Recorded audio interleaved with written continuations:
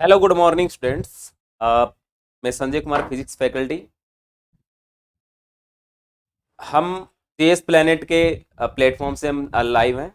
और आपको जो आरपीएससी में वैकेंसीज आती है, फर्स्ट ग्रेड सेकंड ग्रेड जितनी भी वैकेंसीज है, उनमें जो टॉपिक जो फिजिक्स वाला पोर्शन है उसका जो सबसे शानदार जो पॉइंट है वो अपन पहले पढ़ लेते हैं। जो इलेक्ट्रिकल वाला पोर्शन है, मैक्सिमम क्वेश्चंस वहां से आ रहे हैं, मैक्सिमम क्वेश्चंस वहां से आ रहे हैं, मैकेनिक्स के भी आएंगे, बट सबसे पहले अपन डिस्कस करेंगे इलेक्ट्रिकल। आई तो सबसे पहला जो इलेक्ट्रिकल का जो टॉपिक है वही अपन ले लेते हैं। आओ देखो कैसे। तो टॉपिक का नाम है, आपने सुना होगा टॉपिक, इलेक्ट्रोस्टैटिक्स। Electrostatics electrostatics. आई यानी इसको हिंदी में अपन जानते हैं क्या चीज, स्थिर वैद्युतिकी। क्या जानते हैं अपन? स्थिर वैद्युतिकी।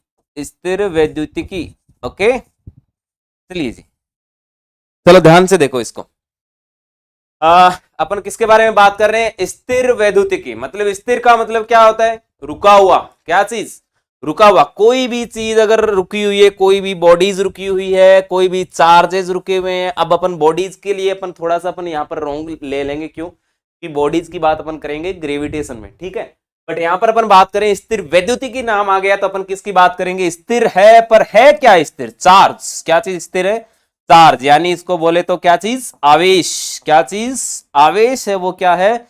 स्थिर है। क्या चीज स्थिर है? आवेश है वो स्थिर है। और वो भी किसमें? इलेक्ट्रिकल आ गया, इसलिए अपन ने आवेश का नाम लिया। अगर स्थिर कुछ और आता तो स्थिर में अपन बॉडीज भी ले सकते थे, ठीक है। अब यहां से अपन देखते हैं कि ये जो है दिस इज द इलेक्ट्रो, और ये स्टैटिक्स। इलेक्ट्रो और स्टैटिक्स। स्टैटिक्स मतलब रुका हुआ, इलेक्ट्रो मतलब इलेक्ट्रिकल से रिलेटेड। तो पहले टॉपिक का अपन ने डिस्कस कर लिया अच्छे से कि ये भाई इस टॉपिक के बारे में अपन चीजें पढ़ने वाले हैं। आओ इसको समझते हैं कि ऐसा क्यों। इसमें ऐसा बताया गया कि एक अगर पॉजिटिव नेचर का चार्ज है, दूसरा नेगेटिव नेचर का चार्ज है, दूर दूर रखे गए हैं, बहुत ज्यादा दूर नहीं और बहुत पास में नहीं, थोड़ा ऐसी जो जिनके बीच में वो क्या उसके एक दूसरे के बीच में मिनिमम फोर्स लग्स के, मैक्सिमम फोर्स लग्स के, यानी थोड़ी दूरी पर रखे गए हैं। अगर थोड़ी दूरी पर रखे गए तो उनके बीच में क्या होगा? आकर्षण हो सकता है और प्रतिकर्षण हो सकता है, यानी कि उनके बीच में अट्रैक्शन हो सकता है और रिपल्सन हो सकता है। अब ध्यान से देखो, अट्रैक्शन और रिपल्सन की बात है। हाँ सर, अट्रैक्शन भी हो सकता है और रिपल्सन भी हो सकता है, ये बात तो बहुत सही है सर, ये तो हम जानते हैं सर। कैसे? जैसे मान लो कि आप जैसे कोई भी दो अपोजिट नेचर की ह्यूमन बॉडीज भी होगी, उनके बीच में भी आकर्षण और प्रतिकर्षण होता है। सोच करके देखो, एक लड़का और एक लड़की, उनके बीच में आकर्षण होता है सर? होता है कि नहीं होता? ऐसे थोड़ी होता है कि एक लड़का एक लड़के के बीच में आकर्षण नहीं होता। मतलब एक अपोजिट नेचर की कोई भी दो बॉडीज होती है, उनके बीच में भी आकर्षण होता है। तो भाई साहब ये तो होगा ही होगा, क्योंकि ये तो चार्जेज है तो उनके बीच में तो होगा ही होगा। क्योंकि एक ह्यूमन बॉडीज के बीच में भी आकर्षण प्रतिकर्षण होता है तो इनके बीच में भी होगा। ओके, आओ अब इसको थोड़ा सा अच्छे से अपन समझते। सोच करके देखो, आपने एक टॉपिक तो सुना होगा, आपने जैसे ग्रेविटेशन के बारे में आपने जरूर सुना होगा। ऐसे देखो, आपने एक टॉपिक जरूर सुना होगा, ग्रेविटेशन। क्या चीज?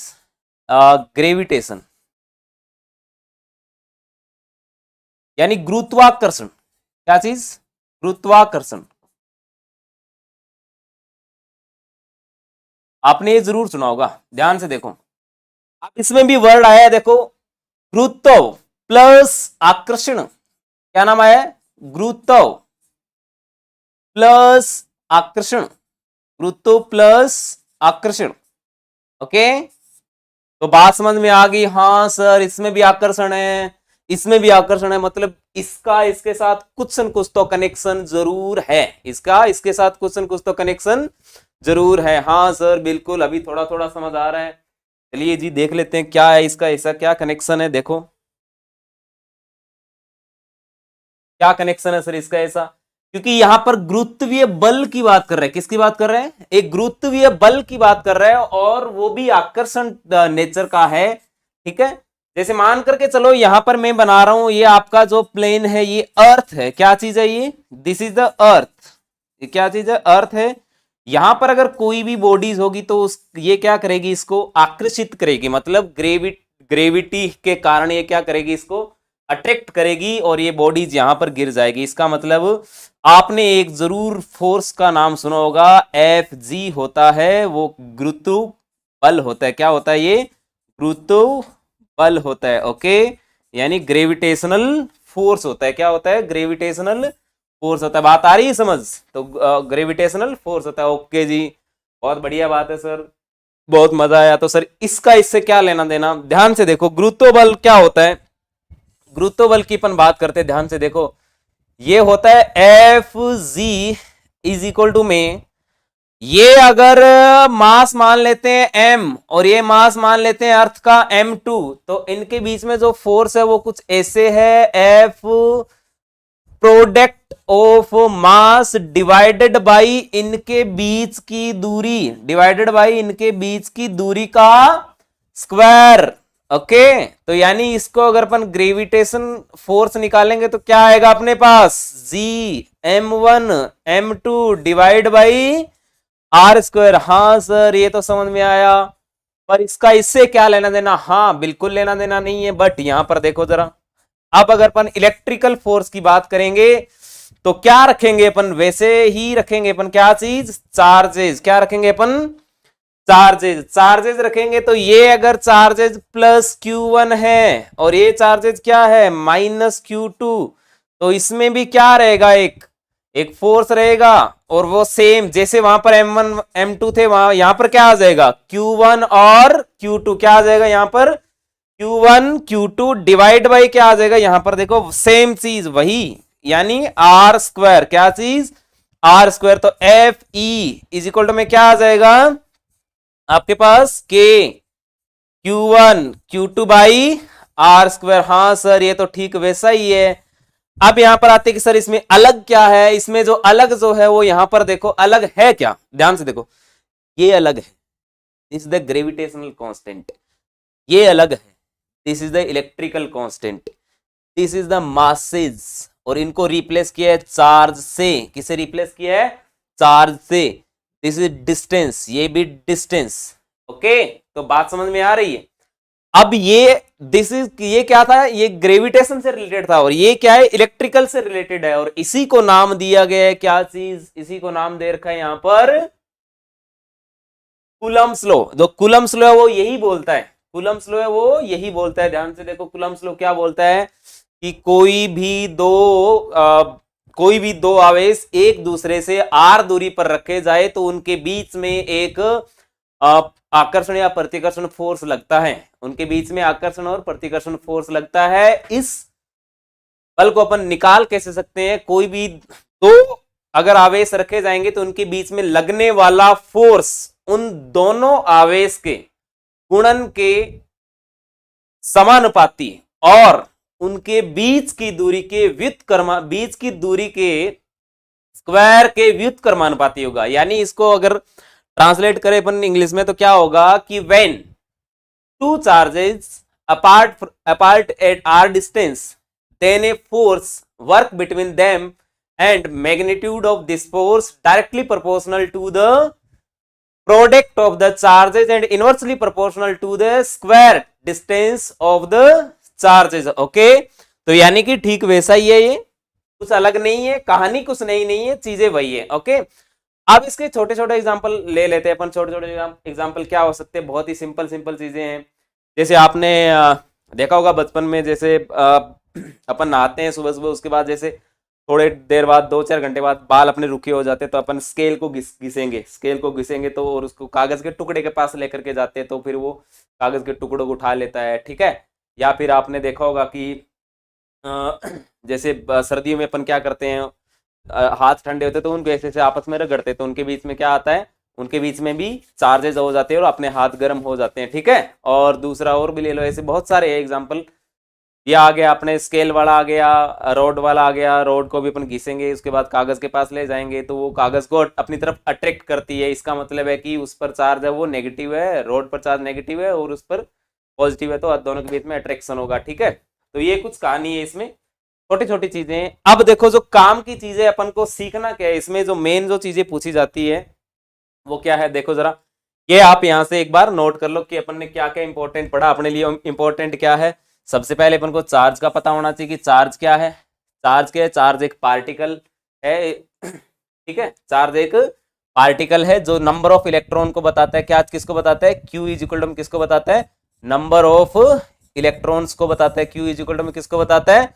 नंबर ऑफ इलेक्ट्रॉन्स को बताता है। ओके, और क्या चीज सीखा अपन ने? और अपन ने सीखा ये जो है वो, इसको अपन क्या बोलते हैं? कूलम फोर्स बोलते हैं इसको। ये भी नोट कर लो, this is the Coulomb force. क्या है ये पूरा जो बॉक्स में है ये क्या चीज है? ये कूलम का नियम है। क्या चीज है? कूलम का नियम है ये, कूलम्ब लॉ। कूलम्ब लॉ है ये, ओके, यानी कूलम का नियम है ये। ओके, तो बस ये कहानी अपन को याद रखनी है। ये फॉर्मूला जो है बहुत ज्यादा इंपॉर्टेंट है, बहुत बार पूछा जाता है। ये भी बहुत अच्छा फॉर्मूला है, ठीक है। चलिए जी नेक्स्ट पर चलते हैं अपन, नेक्स्ट पॉइंट पर, ठीक है। नेक्स्ट देखो जरा वापस, अभी जो अपन ने डिस्कस किया वापस एक बार लिख लेते हैं कि अपन ने क्या पढ़ा था। देखो ध्यान से, एफ ई मैंने आपको बताया था के Q1 Q2 divide by R square. Okay, दूसरा मैंने आपको Q बताया था, Q इज इक्वल टू में नंबर ऑफ इलेक्ट्रॉन। ओके, अब बात यहां पर आती है कि आपसे क्या पूछा जा सकता है? आपसे पूछा जा सकता है बताओ के की विमा बताओ, ठीक है। के की विमा क्या होगी? के की विमा क्या होगी? के की विमा, ठीक है, यानी कि डायमेंशन ऑफ के। क्या चीज? डायमेंशन ऑफ के, डायमेंशन ऑफ के। ओके, और क्या पूछा जा सकता है? यही पूछा जाएगा, डायमेंशन ऑफ के। और के की वैल्यू क्या होगी? के किसके बराबर होगा? के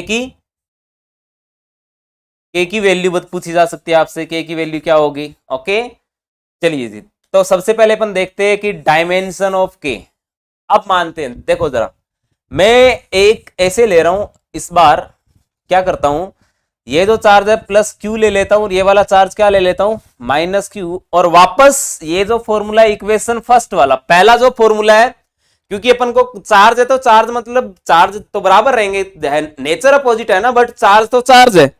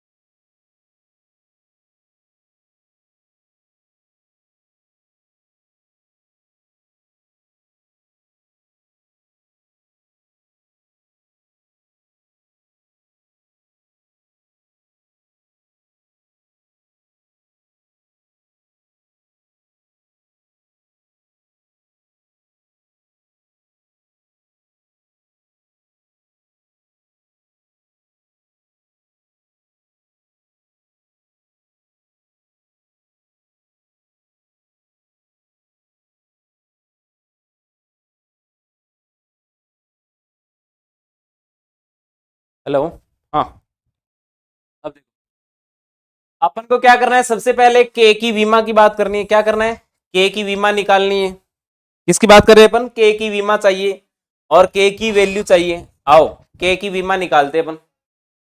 देखो जरा, देखना, मैंने क्या कर लिया, दो चार्जेस ले लिए, प्लस क्यू ले लिया और एक माइनस क्यू ले लिया। ओके, प्लस क्यू ले लिया और एक माइनस क्यू ले लिया। वापस फर्स्ट वाला जो इक्वेशन है, पहली जो समीकरण है उसी में वैल्यू पुट करते हैं। बोलो, F E is equal to में K Q Q divide by R square. तो एफ ई कितना आएगा बताओ मेरे को? क्या आएगा? K Q square divide by R square. Okay, आपको क्या चाहिए? Dimension of K. तो के इज इक्वल टू में F dot R square divide by Q square. Okay, dimension of force की जो डायमेंशन है, मैं यहां पर अलग अलग लिख रहा हूं। एफ की जो डायमेंशन है वो क्या है? एफ की डायमेंशन आपके पास है m1L1T-2, यानी बल की जो विमा है वो ये है। और चार्ज जो होती है, चार्ज की विमा है अपने पास A1T1। ए मतलब एम्पियर, टी मतलब टाइम, यहां पर वैल्यू रख दो। अब सब वैल्यू रख दो। आर है वो डिस्टेंस है तो लेंथ आएगी, तो के की विमा निकालो। सबसे पहले क्या आएगा? m1L1T-2 into L2 divide by A1T1। Solve कर लो इसको। सॉल्व करोगे तो क्या आएगा आपके पास? m1L3T-3 और A-1। तो दिस इज द वीमा किसकी? के की जो वीमा है वो अच्छे से नोट कर ले। के की वीमा ये होती है M1। और ये क्वेश्चन आरपीएससी 2018 में पूछा जा चुका है। ऐसा ही क्वेश्चन था, उसमें पहला ही क्वेश्चन दिया गया था कि वीमा बताओ, बट वो मैकेनिक्स की वीमा थी। मैकेनिक्स में एक जो अपने पास क्वांटिटी होती है ना, इंपल्स यानी आवेग, आवेग की विमा थी। बट यहां पर अपन बात कर रहे हैं वो क्या है? आवेग नहीं है, यहां पर अपन बात कर रहे हैं कि के जो इलेक्ट्रिकल कांस्टेंट है, यानी वैद्युतिकी नियतांक, वैद्युतिकी नियतांक जो है उसकी विमा पूछी गई है। तो विमा अपन ने निकाल ली है। इलेक्ट्रिकल कांस्टेंट की डायमेंशन जो है वो अपने पास कुछ ऐसे आई और ये निकाला है अपन ने, ध्यान से देखो, ठीक है। तो M1 L1 और L2 कितना हो गया? L3 और एक टी यहां से ऊपर जाएगा, T-3 और A-1। ओके, सब बच्चों को समझ में आ गया होगा। बहुत इजी है, बहुत ज्यादा इजी है ये, मतलब बिल्कुल बेसिक चीजें है। अपन को बेसिक चीजों के बारे में अपन डिस्कस कर रहे हैं, नया कुछ भी नहीं है यहाँ पर। ओके, आ रही बात समझ? चलिए जी आगे बढ़ते हैं अपन, ठीक है। अब यहां पर बात आती है कि सर अभी आपने ये बताया, बहुत अच्छी बात है, पर आप हमें बताइए के की वैल्यू क्या होगी? वो भी मैं आपको बता रहा हूं, ध्यान से देखो, ठीक है। के की वैल्यू क्या होगी? आप देखो के इज इक्वल टू में वो फिक्स वैल्यू कर रखी, इसकी के की वैल्यू फिक्स होती है। के इज इक्वल टू में 1/4 पाई एप्सिलॉन नॉट होती है, ठीक है। और एप्सिलॉन नॉट की जो वैल्यू होती है वो होती है 8.854 इंटू 10⁻⁻12, ठीक है। और इसी प्रकार के की जो वैल्यू होगी वो होगी 9 इंटू 10⁻9, ठीक है। तो ये अब देखो यहां पर बात आती है कि सर इनके ऐसा यूनिट क्या होगी, तो आप ऐसा यूनिट निकाल लो भाई। एफ इज इक्वल में आपने क्या लिखा था? एफ इज इक्वल टू में K Q square divide by R square. तो के की ऐसा यूनिट क्या बनेगी बताओ? F dot R square divide by Q square. Okay, तो के की ऐसा यूनिट बनेगी अपने पास newton into metre square divide by coulomb square. Newton into metre square divide by coulomb square. तो इसके आगे क्या लगा दो? Newton into metre square divide by coulomb square. Okay, और एप्सिलॉन की यूनिट क्या बनेगी? क्योंकि एप्सिलॉन और के तो इनवर्सली प्रोपोर्शनल है। यहां से देखो के इनवर्सली प्रोपोर्शनल 1/एप्सिलॉन नॉट, ठीक है। तो एप्सिलॉन की जो ऐसा यूनिट बनेगी वो उल्टी बनेगी इसकी, coulomb square divide by newton into metre square. तो यहां पर क्या लिख दो? Coulomb square divide by newton into metre square. Okay okay, सब लोगों को समझ में आया? बहुत इजी है, मैंने आपको ऐसा यूनिट के साथ साथ सब चीजें बता दिए। ओके, बहुत ही ज्यादा इजी है, बहुत, मतलब आप ऐसा मान करके चलो बिल्कुल एकदम, मतलब बिल्कुल बेसिक है ये, ठीक है। तो ये बात समझ में आ गई, बिल्कुल 11th 12th का बिल्कुल बेसिक है, शुरू वाला चैप्टर है, बहुत डिफिकल्ट नहीं है, बहुत ज्यादा इजी है ये। ओके, और इसमें घबराने की जरूरत नहीं है कुछ भी। ये जो मैं जो बता रहा हूँ ये चीजें डायरेक्टली आती है, क्वेश्चंस में आती है डायरेक्ट। ओके, बात आ रही है समझ?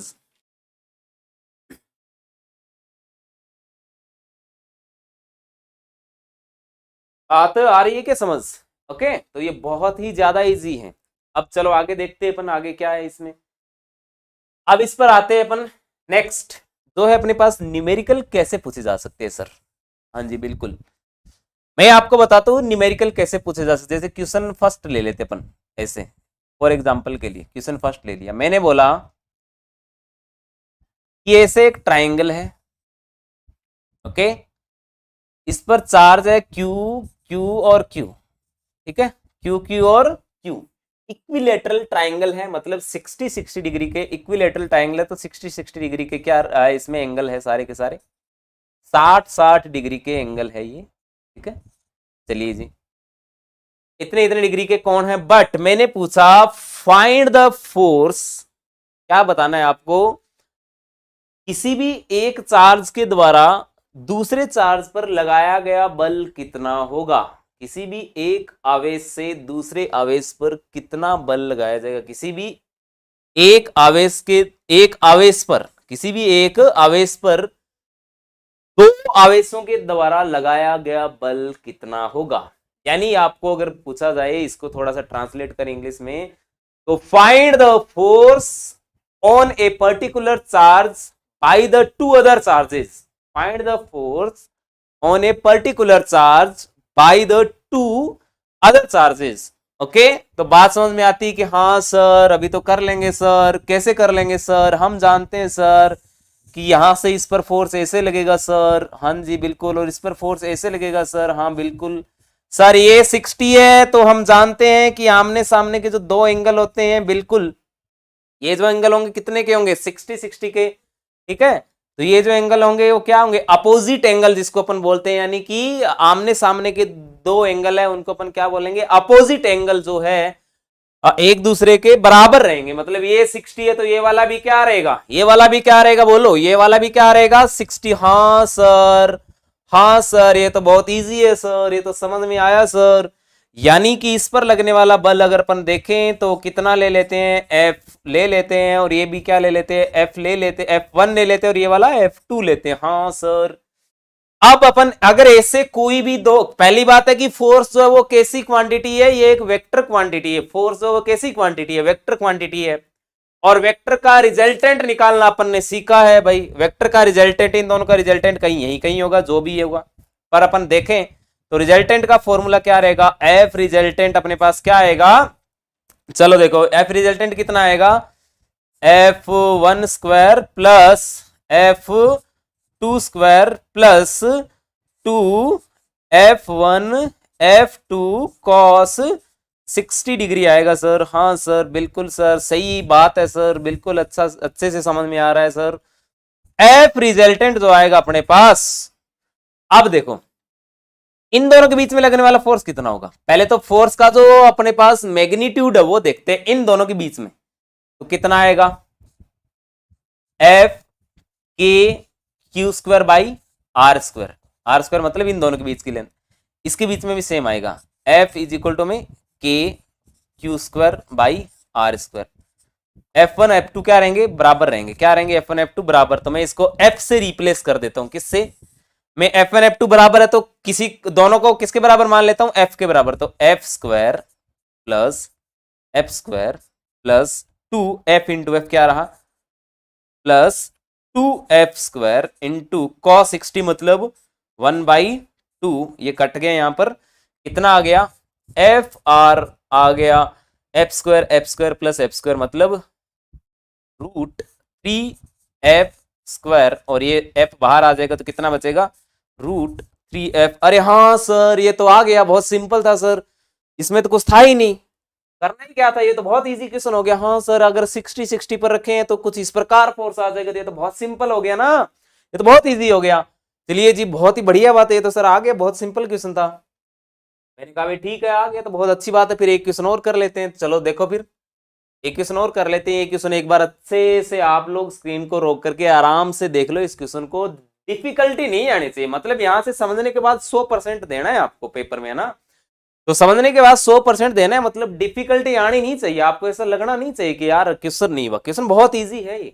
मतलब आपको करना क्या था, मैंने पहली बात है कि यहाँ पर बराबर के चार्ज लिए, अगर अलग भी चार्ज होते तो भी ये क्वेश्चन होता, अलग चार्ज होते तो भी होता, बट अभी मैंने जो लिया वो बराबर के लिए। आपको जब टेस्ट सीरीज लगेगी, टेस्ट सीरीज में तो पेपर होगा, उसमें अलग चार्जेस भी मैं दूंगा, अलग चार्ज भी होंगे, बराबर के चार्ज भी होंगे, और एक दो क्वेश्चन में ऐसे करवाना भी वाला हूं, जब अपन डिस्कस करेंगे एक्सरसाइज की, जब डिस्कस करेंगे तब मैं आपको इससे भी अच्छे लेवल के क्वेश्चन करवा दूंगा, ठीक है। तो आपको डिफिकल्टी जो लेवल है वो आपको बिल्कुल नहीं लगेगा, डिफिकल्ट है ही नहीं है क्वेश्चन, कुछ भी नहीं है इसमें, बिल्कुल मतलब ऐसे एकदम मस्त मस्ती से करेंगे तो भी क्वेश्चन हो जाएगा, डिफिकल्ट नहीं है कुछ भी। ओके चलो जी, हाँ सर फिर एक और बता दो ऐसा ही क्वेश्चन, चलो एक और बता देते हैं, देखो कैसे।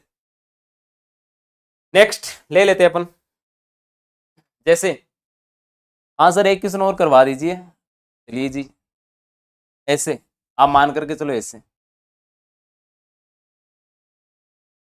मैं ऐसे दो क्वेश्चन करवा रहा हूं, जैसे मान लो मैंने लिया एक ऐसे चार्जर लिया क्यू क्यू क्यू क्यू, पूछा क्या मैंने, फाइंड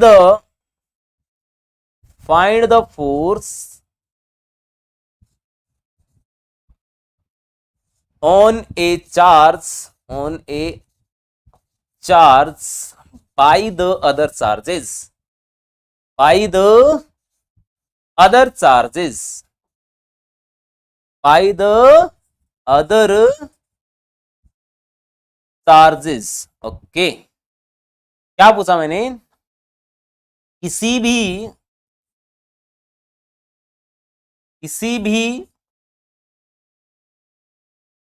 एक आवेश पर, किसी भी एक आवेश पर अन्य आवेशों के द्वारा लगने वाला बल क्या होगा, अन्य आवेशों के द्वारा लगने वाला बल क्या होगा, अन्य आवेशों के द्वारा, अन्य आवेशों के द्वारा लगने वाला बल क्या होगा, अन्य आवेशों के द्वारा लगने वाला बल क्या होगा, अन्य आवेशों के द्वारा लगने वाला बल क्या होगा। तो ये मैंने क्वेश्चन पूछा, तो हाँ सर कोशिश करते हैं सर, बिल्कुल सर, अभी देखते हैं क्या क्या रहेगा। चलो एक बार अच्छे से क्वेश्चन देख लो, पहले एक बार क्वेश्चन को अच्छे से नोट कर लो, क्वेश्चन बहुत सिंपल क्वेश्चन है। हाँ देखो जरा क्या क्वेश्चन था कि find the force on the charges by the other charges, यानी किसी भी एक आवेश पर अन्य आवेशों के द्वारा लगने वाला बल कितना होगा, किसी भी एक आवेश पर अन्य आवेशों के द्वारा लगने वाला बल क्या होगा। तो वही अपन को देखना है कि किसी भी एक आवेश पर लगने वाला बल क्या होगा अन्य आवेशों के द्वारा। ध्यान से देखो, तो एक बार इस क्वेश्चन को अच्छे से, मैंने आपको बोला था ना, इस क्वेश्चन को एक बार अच्छे से एनालाइज कर लो, क्या क्वेश्चन है, कैसे करना है अपन को। सबसे पहले इसका एनालाइज करना बहुत जरूरी है, एनालाइज अगर अपन ने कर लिया तो क्वेश्चन अपना हो जाएगा। आधा क्वेश्चन पढ़ने के साथ ही हो जाता है अपना आधा क्वेश्चन, ठीक है। तो देखते हैं अभी,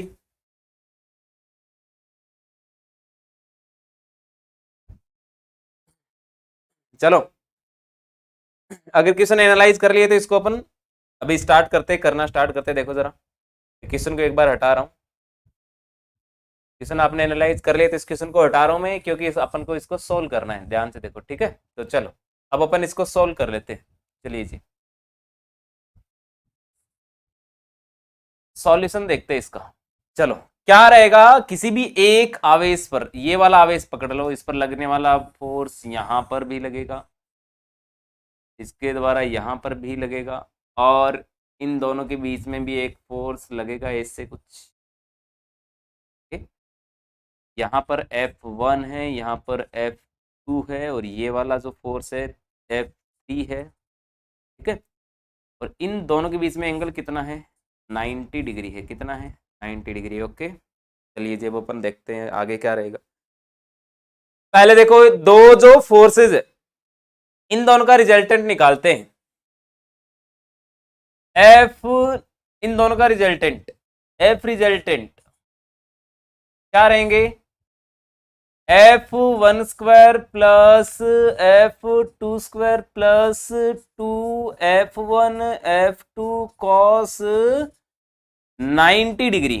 ओके पर फोर्स तो बराबर के, क्योंकि साइड से ये क्या है, ये स्क्वायर है, स्क्वायर है तो ये A है और ये भी साइड A है। ओके बात समझ में आ रही है, तो ये A है ये भी A है, तो बराबर की बात है ये। तो यहां से अगर अपन देखें तो एफ स्क्वायर प्लस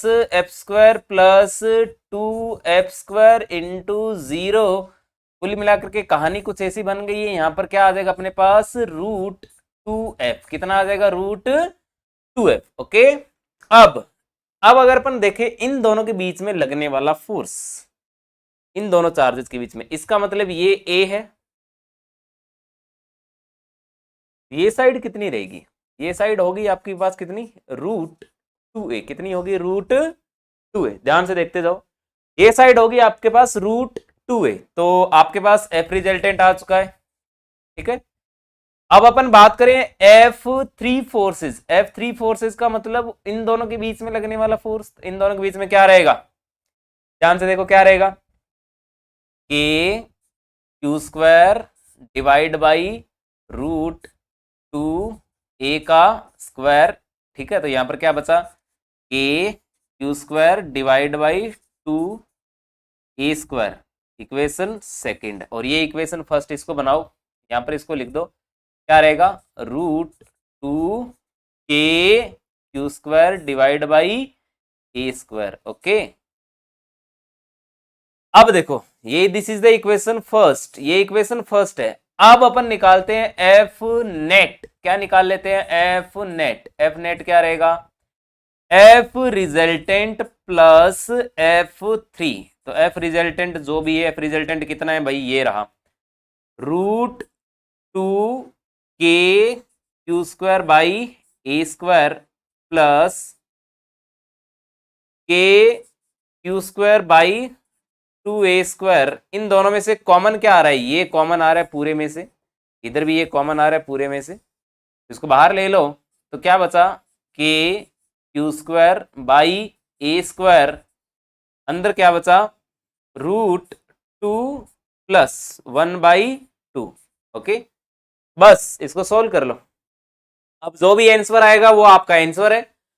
यहां से देखो मैंने आपको क्या बताया था कि अगर ऐसे अगर क्वेश्चन गिवन है तो ये क्वेश्चन बहुत डिफिकल्ट नहीं है, बहुत ही बढ़िया क्वेश्चन है, बहुत शानदार क्वेश्चन होते हैं। ऐसे नहीं कि सर ये बहुत डिफिकल्ट क्वेश्चन है, कैसे करेंगे, कैसे होगा, हमसे हो पाएगा या नहीं हो पाएगा, कैसे, देखो देखो कितना इजी क्वेश्चन था। सबसे पहले क्या करना था, कोई भी एक चार्ज फिक्स करना था, कोई भी एक चार्ज फिक्स करने के बाद अपन को क्या करना था, चाहे आप इस पर निकालो, चाहे आप इस पर निकालो, चाहे आप इस पर निकालो, और चाहे आप इस पर निकालो। एक थोड़ा सा अच्छा क्वेश्चन आपको और करवाता हूं तो आपको और अच्छे से समझ में आएगा। पहले मुझे बताओ इस क्वेश्चन में कोई डाउट रहेगा क्या, वैसे तो कोई डाउट है नहीं क्योंकि अपन ने पहले रिजल्टेंट फोर्स इन दोनों का निकाला है, इन दोनों का कितना निकाला है, F1² plus F2² plus 2F1F2 cos 90, दोनों के बीच में एंगल है। अब देखो जरा, ये भी साइड ए है, ये भी साइड ए है, तो इसका मतलब है कि दोनों पर लगने वाला फोर्स है वो भी क्या रहेगा, KQ² by a²।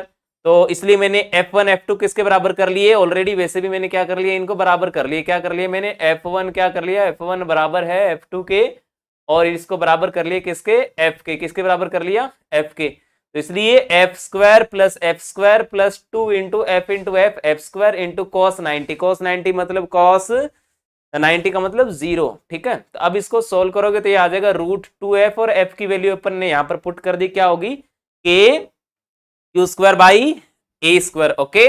Next F3 क्या रहेगा, F3 अपने पास ये रहा फोर्स, ये फोर्स यानी इन दोनों के बीच में लगने वाला force, this at this point, इन दोनों के बीच में लगने वाला फोर्स, ओके। इन दोनों के बीच में लगने वाला फोर्स क्या रहेगा, बहुत सिंपल है, बहुत सिंपल है, इन दोनों के बीच में लगने वाला फोर्स क्या रहेगा, KQ² डिवाइड बाई √2a², और रूट जब स्क्वायर होगा तो रूट हट जाएगा यहां से, कितना बचा, 2a²। सोल्व करने के बाद ये आया। अब नेट फोर्स निकालेंगे तो यहां पर ही रिजल्टेंट है इसमें, और यहां पर ही F3 है, तो दोनों का डायरेक्ट जुड़ जाएगा, एक ही लाइन पर है दिस और उसके ऊपर दिस, तो दोनों डायरेक्ट जुड़ जाएंगे, ओके। तो जुड़ गए हैं भाई डायरेक्ट, और आंसर आ गया अपने पास √2 प्लस 1/2, और इसको सोल्व करने के बाद आपका आंसर डेफिनेटली आएगा, और यही आंसर है, ऐसा ही कुछ दिया होता है, ठीक है। अब ऐसे बड़े क्वेश्चनों की कोई वैसे शॉर्ट ट्रिक नहीं होती, जैसे शॉर्ट ट्रिक वाले आएंगे मैं आपको शॉर्ट ट्रिक वाले भी बता दूंगा। तो ये तो बड़े क्वेश्चन थे, थोड़े से कैलकुलेटिव क्वेश्चन है ये, ठीक है, बहुत ज्यादा डिफिकल्ट क्वेश्चन नहीं है। छोटा सा एक क्वेश्चन और लिख लो जरा, एक बार मैं आपको बता देता हूँ, एक क्वेश्चन और देख लेते हैं अपन।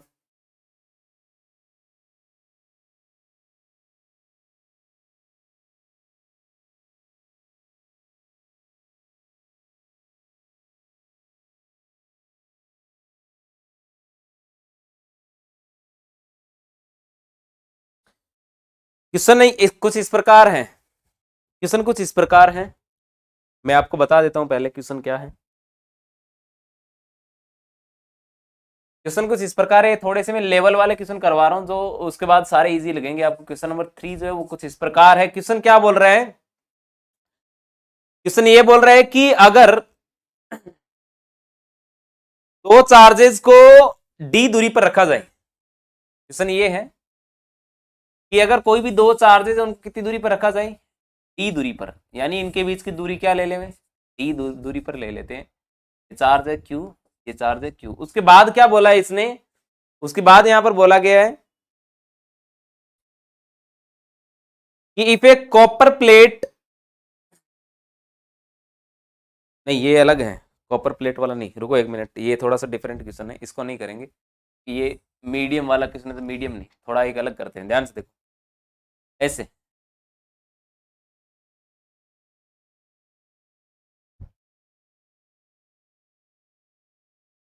ऐसे ही है, स्क्वायर वाला है, दिस इज द स्क्वायर। नहीं बना क्या, स्क्वायर नहीं बनाना, स्क्वायर बना लो पहले।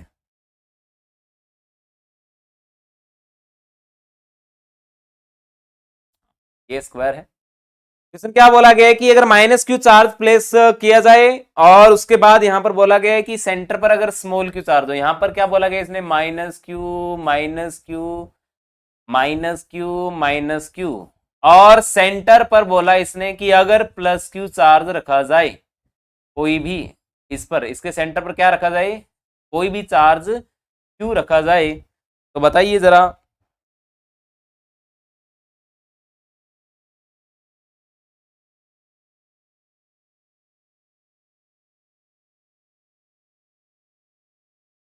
हाँ, सेंटर पर कोई भी चार्ज अगर क्यू रखा जाए, सेंटर पर कोई भी चार्ज अगर क्यू रखा जाए, तो क्यू रखने पर सिस्टम क्या आ जाता है, इक्विलिब्रियम पोजीशन में आ जाता है। सिस्टम क्या आ जाता है, इक्विलिब्रियम पोजीशन में आ जाता है। तो बताओ वैल्यू क्या होगी स्मॉल क्यू की, तो ऑप्शन आपके पास ये रहे, ए ऑप्शन क्या रहा आपके पास, ए ऑप्शन आपके पास -q/4 1 + 2√2। बहुत इजी क्वेश्चन है अगर दिमाग लगाओगे तो। ऑप्शन बी है आपके पास q/4 1 + 2√2, और ऑप्शन सी है आपके पास -q/2 1 + 2√2, एंड ऑप्शन डी है आपके पास q/2 1 + 2√2। क्या करना है, find the value of small Q, find the value of small Q, यानी कि छोटे वाले चार्ज की वैल्यू आपको बतानी है, छोटे वाले चार्ज की वैल्यू आपको बतानी है। कैसे करेंगे देखो जरा, पहले क्वेश्चन को देख लो, क्वेश्चन क्या बोल रहे हैं।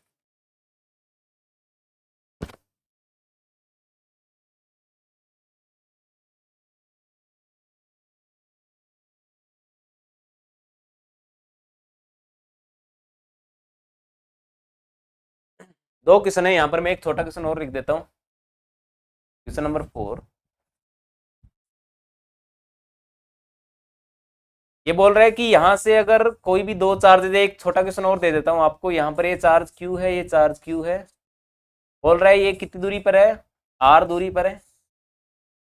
पूछा क्या गया है, पूछा ये गया है कि आप हमें ये बताइए कि अगर ये जो दो पॉजिटिव चार्ज आयन हैं ये सेपरेटेड हो आर डिस्टेंस पर, if a force of repulsion force लगे इनके बीच में, तो number of electron missing from each ion, number of electrons पूछे गए इसमें, क्या पूछे गए, नंबर ऑफ इलेक्ट्रॉन कितने होंगे, number of electron missing, number of electrons missing, number of electrons missing,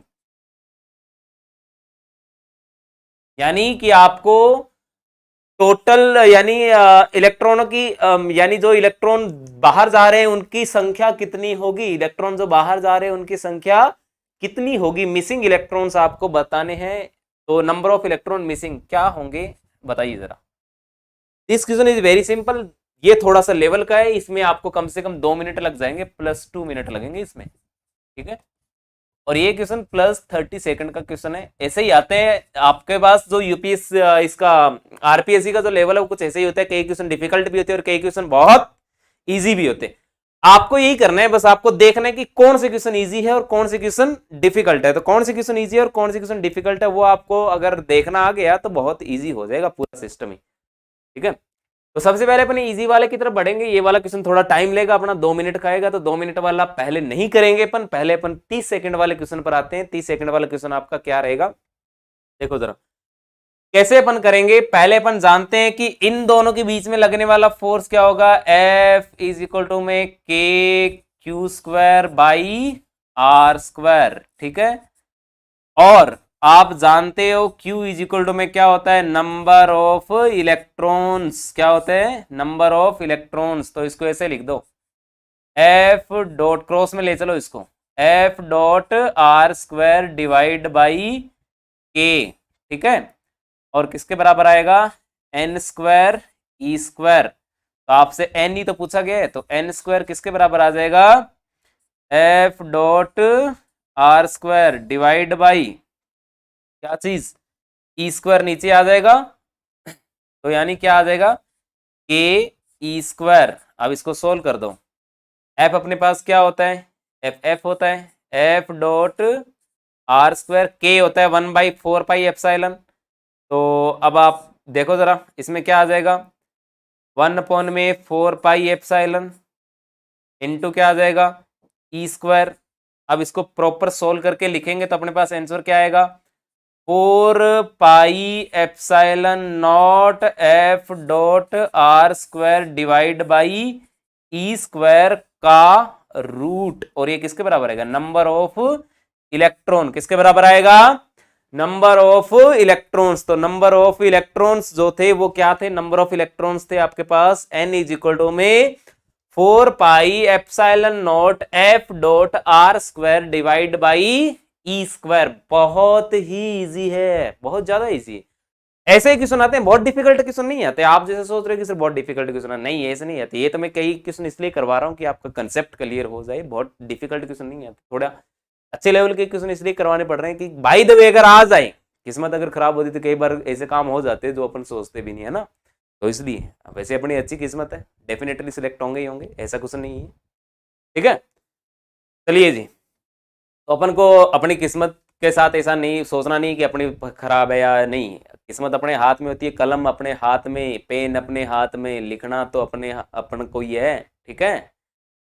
कैसे लिखोगे तुम, अच्छा लिखोगे तो अच्छा होगा, बुरा लिखोगे तो बुरा होगा। सुना है ना वो कहानी, कि किस्मत कभी भी ऊपर से नहीं बन करके आती, किस्मत अपने हाथ में है। लिखनी है आपको, पेन से लिखनी है। आप कितना पॉजिटिव लिखते हो, कितना नेगेटिव लिखते हो। नेगेटिव लिखोगे तो तुम भीड़ में शामिल हो जाओगे, और पॉजिटिव लिखोगे तो एक पॉजिटिव एटीट्यूड के साथ तुम भीड़ से अलग हो जाओगे, ठीक है। तो आप, किस्मत आपके हाथ में है, पेन आपके हाथ में, लिखना आपको कैसे है, भीड़ से अलग रहना है या भीड़ में रहना है, वो आपके भी हाथ में है, ठीक है। अब आप इस पर भरोसा मत करना कि ऐसा किस्मत बहुत साथ देती है। किस्मत का रोल सिर्फ होता है 0.5%। कितना, 0.5%। 99.5% जो होती है वो आपकी हार्ड वर्किंग प्लस आपका पॉजिटिव एटीट्यूड। ओके, बात आ रही है समझ, ऐसे ही कुछ होना चाहिए, ठीक है।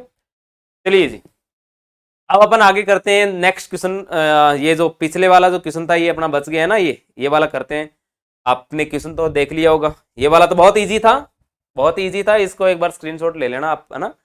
ये वाला क्वेश्चन बहुत इजी था, बहुत ही डिफिकल्ट क्वेश्चन नहीं था। अभी अपन इस क्वेश्चन को डिस्कस करते हैं, थोड़ा सा अच्छा क्वेश्चन है ये, मैं हटा रहा हूँ। आपने अगर नोट कर लिए इसको, अगर आपने इसका स्क्रीनशॉट ले लिए तो क्वेश्चन को अपन आगे बढ़ाते हैं। देखो जरा क्या रहेगा अपने पास क्वेश्चन,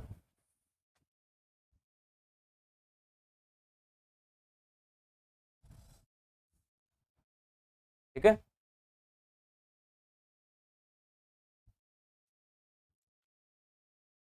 चलो अब देखो, +Q -Q, ध्यान से देखो। अब सॉल्यूशन करते हैं इसका। सबसे पहले देखते हैं कि अपन क्या क्या इसमें है। इस पर फोर्स लग रहा है, इधर फोर्स लग रहा है, जी बिल्कुल, ठीक है। आपको क्या बताना है, find out the value, value find out करनी है, ठीक है। चलिए जी, ये साइड ए है, ये साइड ए है, ये साइड कितनी है, ये साइड आपके पास √2a, कितनी, √2a। तो ये साइड कितनी है, ये आपके पास है a/√2, a/√2। सब चीजें निकाल लो।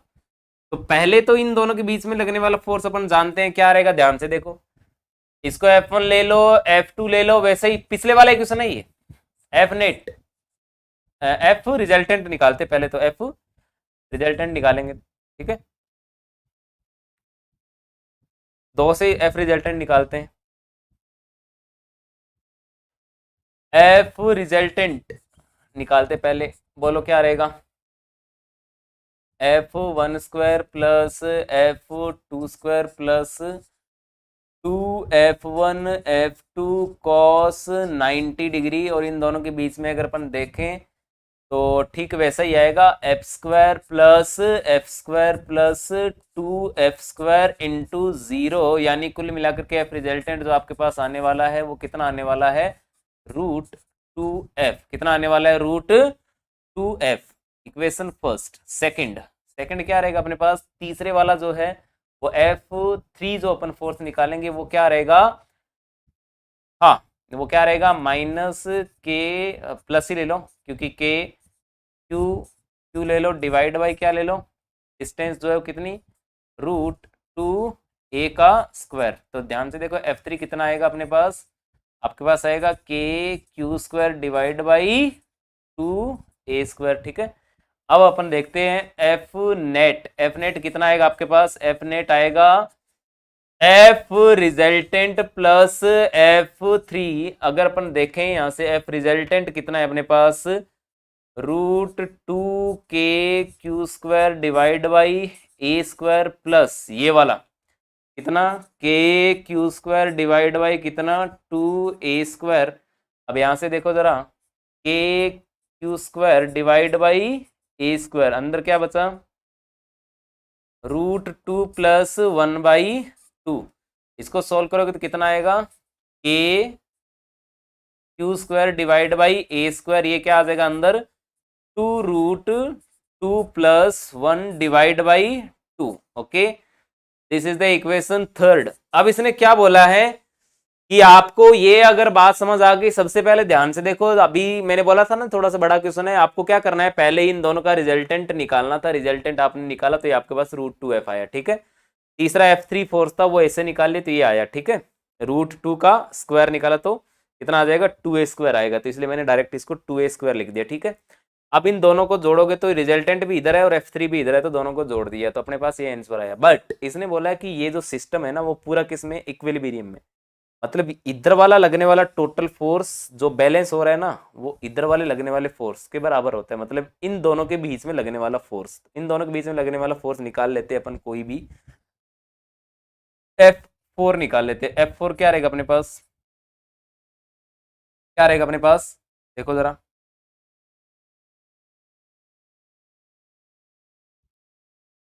क्या रहेगा, a small q minus capital Q, a small q